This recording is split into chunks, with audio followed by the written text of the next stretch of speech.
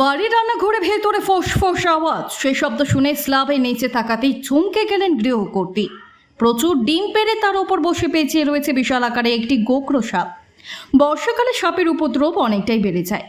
বাড়ির আনাচে কানাচে লুকিয়ে থাকতে পারে সাপ। ফুলবাড়ির চ্যাংরাবাঁধা এলাকায় এদিন এমনই ঘটনা ঘটল। সকাল সকাল রান্নাঘরে কাজ সারতে গিয়ে স্ল্যাবের নিচে বিষধর সাপ দেখে আটকে ওঠেন বাড়ির লোকজন। গৃহকর্ত্রীর চিৎকার শুনে গ্রামবাসীরা এসে দেখেন গোখরো সাপটি তার ডিমগুলির ওপর জড়িয়ে বসে রয়েছে। তড়িঘড়ি খবর দেওয়া হয় উদ্ধারকারীদের। তারা শিলিগুড়ি থেকে ফুলবাড়িতে ছুটে এসে সেই সাপটিকে রান্নাঘর থেকে উদ্ধার করেন এবং সেই সাথে সাপের ডিমগুলিকেও উদ্ধার করা হয়।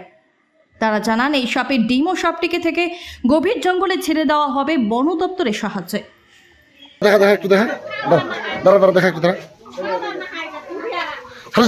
বলো কোন জায়গাটা? চাংরাবান্ধা। কি হয়েছিল আজকে? এই সকালে উঠলাম, বউ তো আমার মানে মাঝে সাঝে সাপটাকে দেখে, তো আমি চিন্তা করতেছি সাপটা দেখে কোথায় আছে। সাপটা ভিতরে বেলে শিলাপটা ভাঙা ছিল, তো শিলাপের ভিতরে ঢুকে আছে। আমি তো জানি না, তো বউ বললে কি ওটা ভাঙে ওটাকে করো, সরাই দাও। তারপরে সকাল সকাল ভাঙলাম, ভাঙতে দেখতেছি ও আওয়াজ দিল, একটা সাপের আওয়াজ ফস করে উঠলো। ফস করে উঠার পরে আমি বন্ধ করে দিলাম। তারপর 2-4 জন লোক ডাকলাম, ডেকে ওটা স্ল্যাবটাকে উঠাইলাম। উঠায় দেখি বা সাপ আছে আর ডিমও আছে। কি সাপ? এটা বকরা সাপ। বকরা দেশি ভাষা আমার গমা বলে। ডিম ছিল কটা সাপ ছিল?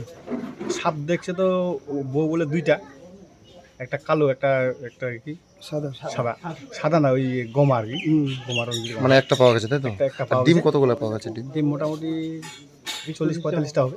40-45। বললাম যে এর আগে আমি সাপের ডিম দিই, আজকে প্রথম দিন। আপনাদের রান্নাঘর থেকে এরকম সাপ এবং সাপের ডিম উদ্ধার হলো, কতটা আতঙ্কে রয়েছেন?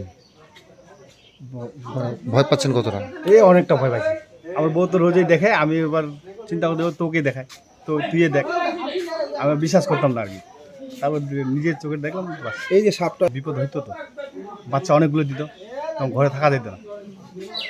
এখন কি সাপটা উদ্ধার করা হলো? এখন সাপটা নিয়ে আসলেন, নিয়ে গেল। আপনারা কি চাইছেন? সাপটাকে, সাপ এবং ডিমের সাপ এবং ডিম যাতে ভালো জায়গায় থাকে, মানে বেঁচে থাকে আর কি, সুস্থভাবে থাকে। বাড়ি কোথায় আপনাদের? আর ফুলবাড়ি চাংরাবান্ধা।